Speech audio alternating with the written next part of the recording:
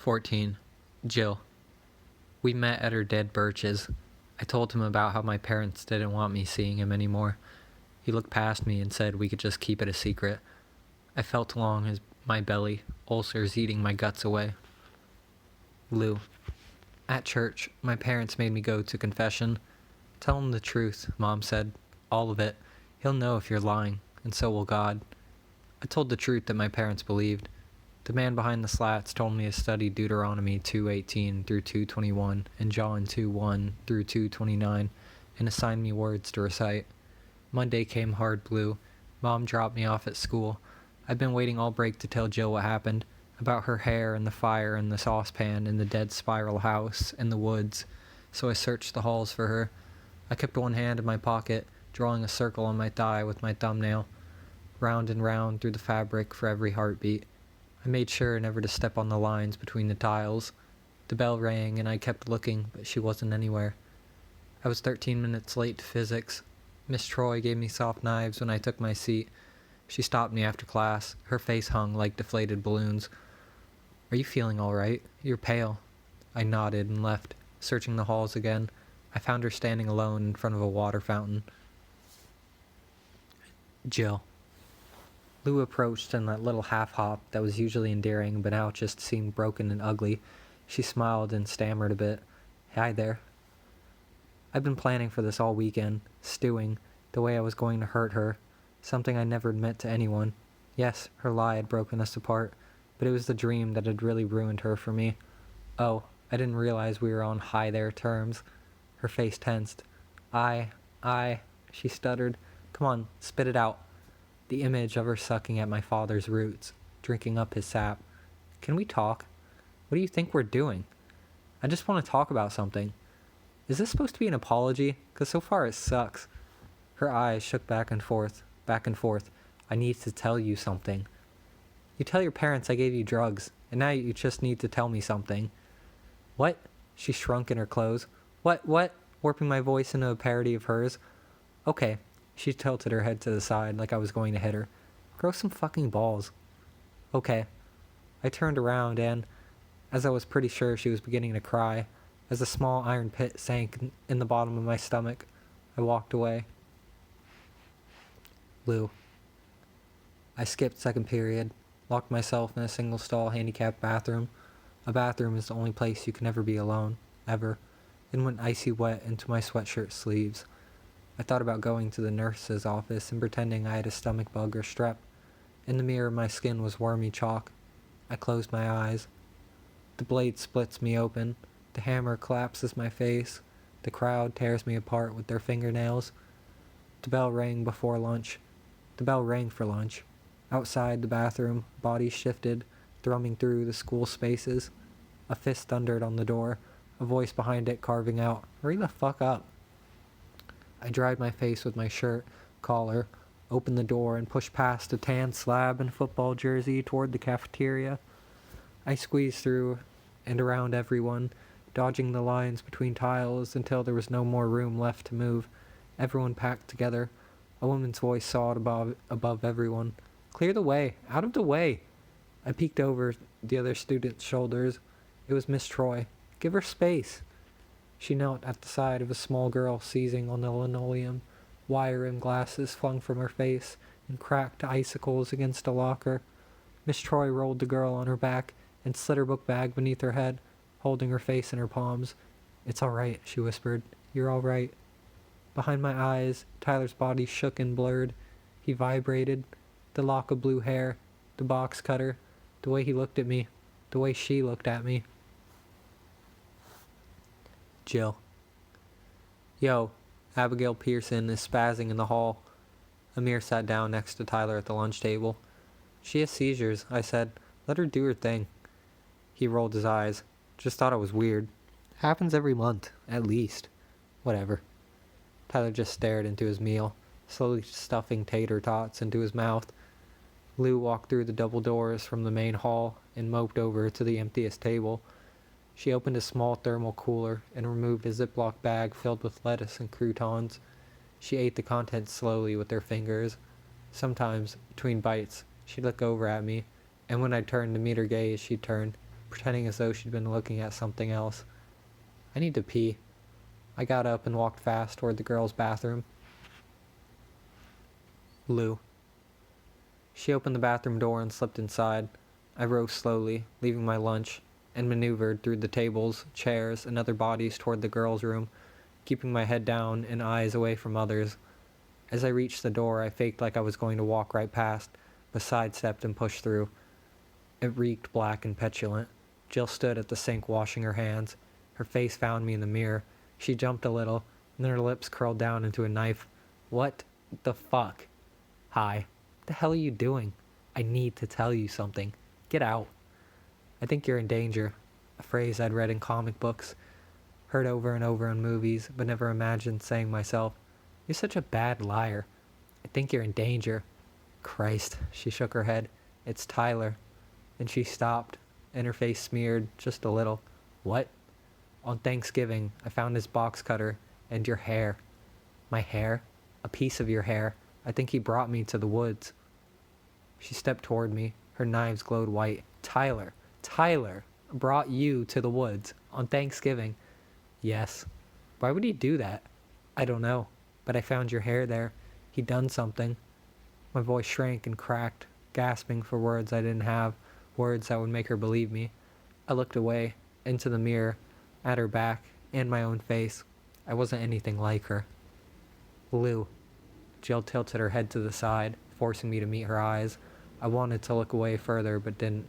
Tyler was with me on Thanksgiving. He didn't take you out to the fucking woods. He was with me. I squeezed my eyes closed tight. Don't even talk. You're making me feel like I'm losing my mind. The door squeaked open. It opened my eyes. Mr. Bernstein stepped through. He looked at each of us. He narrowed on me, cold knives. Come with me, both of you. Jill. Vice Principal Bernstein spoke with each of us separately. I went first. He said it wouldn't take long. First, I just want to make sure you're okay. Okay. Are you okay? Yes, I lied. What did that boy want? Nothing. Jill. He leaned forward and smiled sadly. You're not in trouble. I just want to make sure you're okay. Okay. Is there anything else you want to tell me? I shook my head. All right, if that changes, my door is open anytime. I got up. For anything, he said. And something about his smile changed. Fresh menace. I pushed through the door, past Lou and into the hall. I texted Tyler, asking if he'd cut class and meet out at our Birches. What happened? Tyler sounded like he was reciting something he had memorized, like he didn't actually understand the meaning of those two words. Lou walked in on me in the bathroom. Shit. His voice was flat. No anger or jealousy. That sucks. Yeah, it sucks. What did he say? Now something stirred behind his eyes. A spark. Worry? Or excitement? Nothing. He didn't say anything. His fingers curled at his sides. No, he just walked in. Okay. His posture went numb. The skin on his face slack. That sucks. I don't know why I lied to Lou. It was as though a wall had gone up inside me, blocking her off my trust. But part of me still recognized something wasn't right. Hey, baby? Yeah? Where did you go after dinner? On Thanksgiving? Where did I go? He squinted hard, like I just asked whether he was fucking someone else. Why? Never mind. I shouldn't have brought it up. I went back home. There's nothing behind his eyes now. Sorry about that. Again, like he'd been hollowed out. Right. Yeah. Sorry. I put my arms around his slender frame and pulled him close, as though I could fill the vacant spaces inside him, as though he could fix the wrecked components inside me, as though this was what he'd always expected our lives to be like. Lou. The vice principal said that the school had zero tolerance policy around bullying and harassment. He suspended me for the week. Mom picked me up from the office, knives all down her eyes. She told me she never wanted to hear Jill's name out of my lips again. I got home and Dad said that if I kept screwing up like this, I'd have to kiss MIT goodbye. They grounded me for the rest of the month. I went to bed maximum blue, maximum cold, gnawing on my fingernails and going all way wet. In the dark behind my eyelids, Tyler's body shook, bucking, vibrating, teeth and bloodied cloth, a blade, a flame, a nest, and a bit of hair in a dead house in the woods.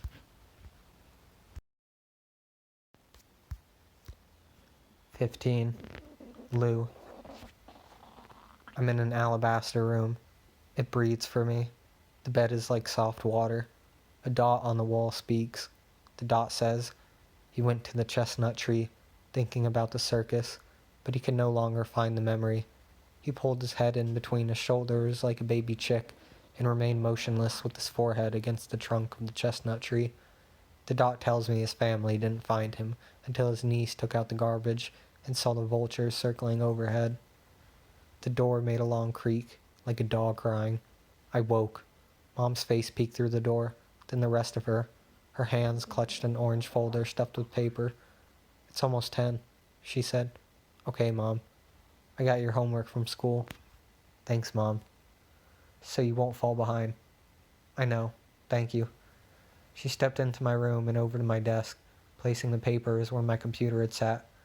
"I don't actually like being the bad guy, you know." "I know. I didn't. But discipline is important, and I think you know that." "Thank you." I didn't understand what she meant or why she was saying this. She flicked a hand over the swollen folder. "It looks like you have a research project for next Friday, a book report, some trigonometry and physics." And for a fragment, I thought she was going to say I could have my computer back. "I can take you to the library if you'd like." There were computers at the library, anachronisms but functional. "Okay. All right. Let me know when you're ready." It was all I could have, a line back to the outside. Jill. Tyler messaged me saying he was ditching class and wanted to know if I could meet up. I typed back saying I wanted to but couldn't. He didn't respond. It felt like the world was shrinking with each moment flitting by, atmosphere collapsing on my oxygen, rendering my breath to thin, shallow gasps, as though it was being taken, like my lungs belonged to a discrete entity outside myself. Lou. Mom dropped me off in the parking lot and said she'd pick me up at 3. The Burnett Library was small but monstrous, named after a man who'd hanged dozens of Quakers long ago when the town was young. Now it was only brown stains stretching through foam panel ceiling tiles and torn puce carpet. The dust inside coated my throat and lungs sandy yellow. It was almost empty. Only one of the 3 computer stations was occupied. I sat down at the one farthest from the other person and logged in, checked email, some notifications from the forum. A kid named Arnold Sepulveda had hanged himself from a tree on the commons. The note in the back pocket read, "The world is yours." Nothing else. I thumbed through my homework, but it was all a drill bit in my head. I put the folder back on top of the computer tower and laid my temple on the desk and closed my eyes. Tyler's body wreathed, his head bucking back and forth, his shoulders before swinging forward, smashing his chin into his chest. Vibration, a pile of rags, on loop like a video. Something tickled my neck. My eyes snapped open and I sat up. "Are you all right?" Mom's voice. Dull knives. I turned around. She stood over me. At first, I went shaky red, thinking I'd left the forum open on the browser, but the monitor just showed the Kinsfield crest bouncing around a black screen. "I thought you were coming at 3, I said. "It's 1:15. The world broke a little. "I'm sorry." "It's okay. We have to go, though. The snow is really picking up." I got up and began following her. "Don't forget your homework, and books." I reached for my homework. 2 books lay atop the folder, hard white lettering on a black dust jacket. The Entropic Pantheon by Werner Baumhauer, an illustration of a gray brain and a winding green vine, mind without life, phenomenological semiotics and emergence beyond biology by Mark Brown. I went to check out the books. "These aren't from here," the librarian said. "Oh, right." I pushed them deep in my backpack. Outside, the snow fell in thick globs, already about 3 inches on the ground. Mom drove slowly out of the parking lot and onto Manor Road. All the trees lining the side were bare, like thick black capillaries. The road empty except a single person walking along the shoulder, wearing only jeans, sneakers, and a t-shirt. We passed. It was Tyler.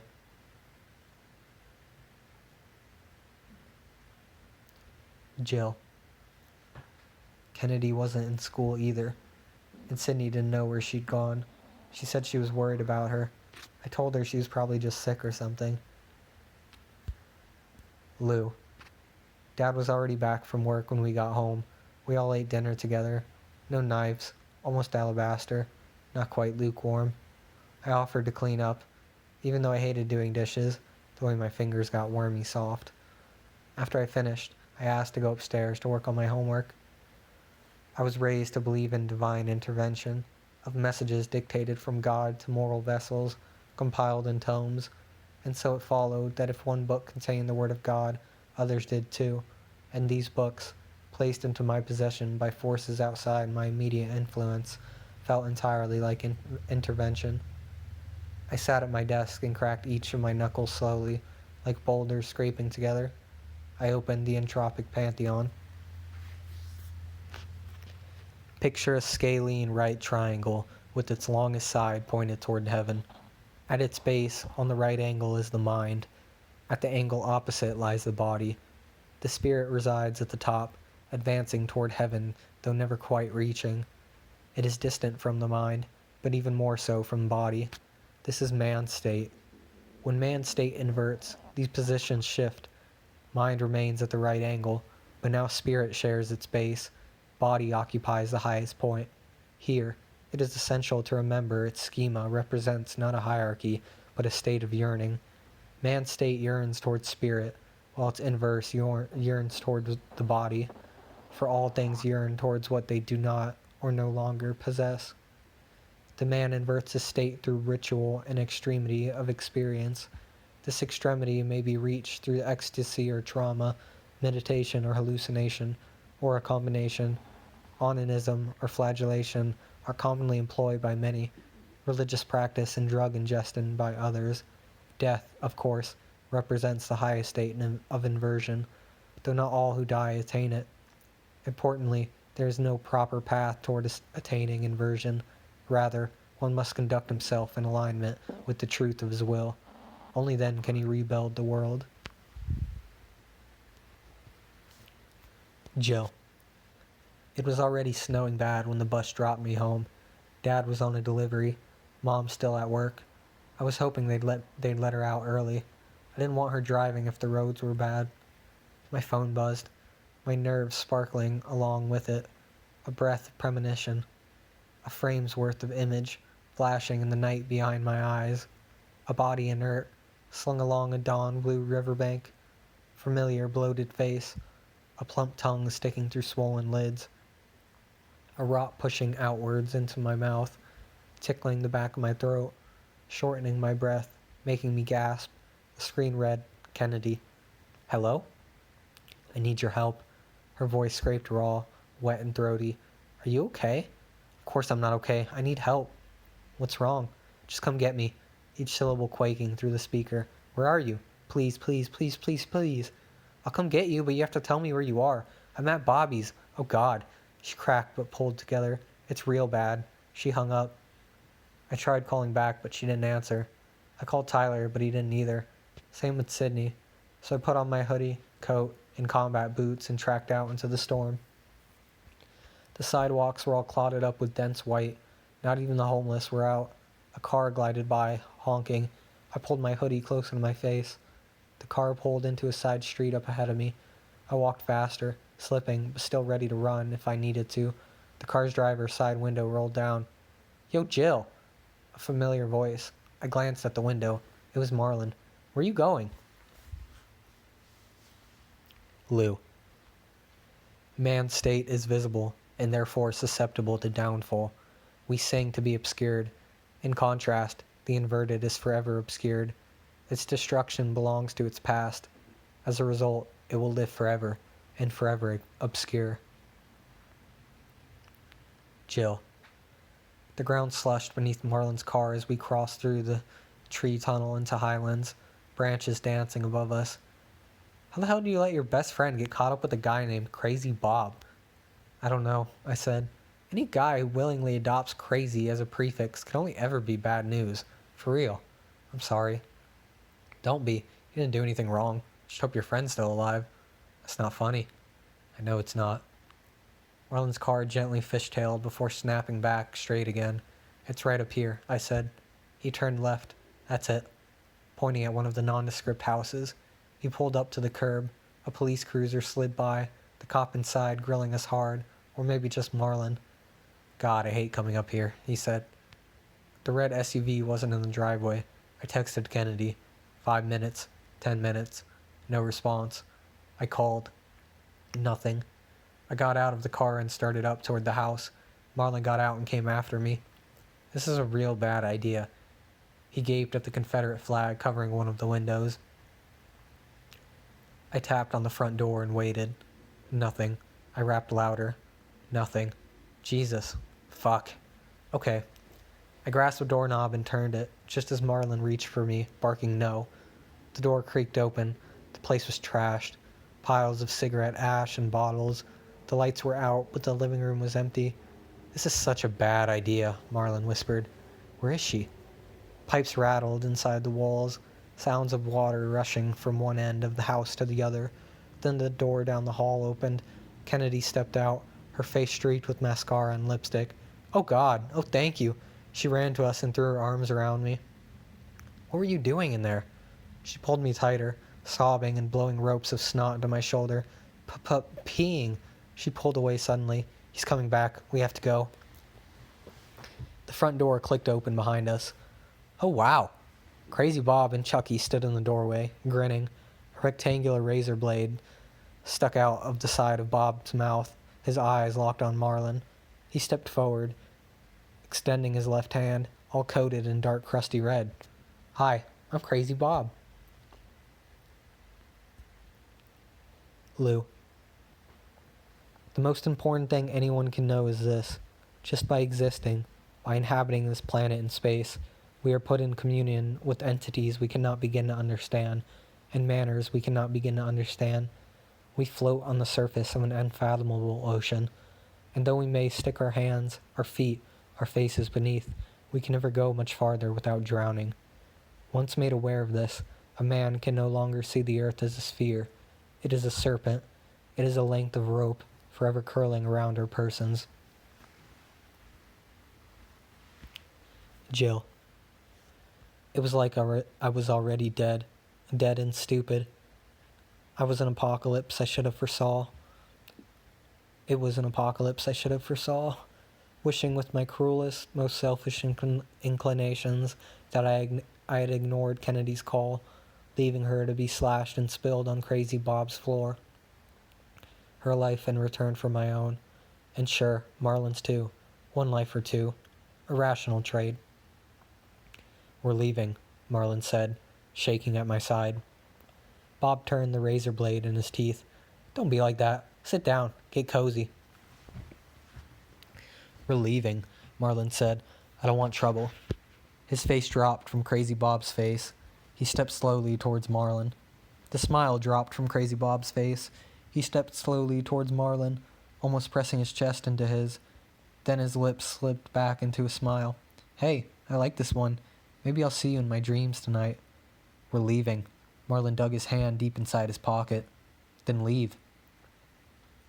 Crazy Bob lifted his hands, Chucky's eyes still full of thirst.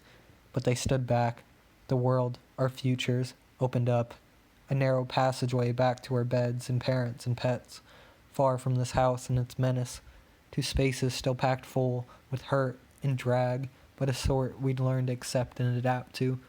A broken world, but one that still allowed us. We slipped past them out of the door and down the steps. The red SUV was there now, half parked on the lawn, a ruptured deer strapped across its roof. As we passed, the deer began to twitch and whine. We piled into Marlon's Camry. I asked Kennedy what happened, but all she did was cry and say nothing.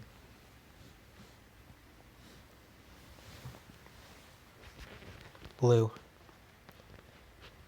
Something blurry and vast twisted up inside me. An ocean frozen solid, an empty starless night, a sound, a taste, a smell, a threshold drawn ahead, a finger curling, beckoning, Tyler's shaking body, I got up and walked in circles, cracking my knuckles, kneading the lead pipe out of my forearms. Light beamed past the earth and reflected off the moon's surface, down back over the oceans and continents, through my window. Tyler trembling in a circular room. When I close my eyes, I see a man's empty skin, a pile of rags, grinning, floating out there with us, whispering that soon I'd be no different from him.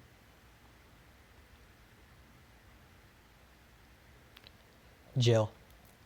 We dropped Kennedy at home, still bawling and gurgling but refusing to explain or clarify. I told her to call me if she needed anything, knowing full well that if she did reach out, I'd ignore it and attempt to barricade myself from her stupid misery. She staggered up the walkway, and Marlon pulled away and took us to Tyler's. The entire house was filled with gray clouds. The living room, the hallway, the kitchen, smoke detectors dangling from frail wires from the ceiling, the batteries torn out. The clouds curled and bloomed into blobs that looked almost like faces, momentarily, before splitting apart and receding into the greater fog, before coming indistinct. He led us down to the basement, where he sat on the concrete floor and stared up at the scrawl of black ink across the wall. "You guys having fun?" A bleak, anonymous dread crept through my spine, feeling like I'd betrayed him somehow. I couldn't place why. "I think I'm in trouble," Marlon said. "I know." Marlon gave a fucked up look. "I mean, really in trouble."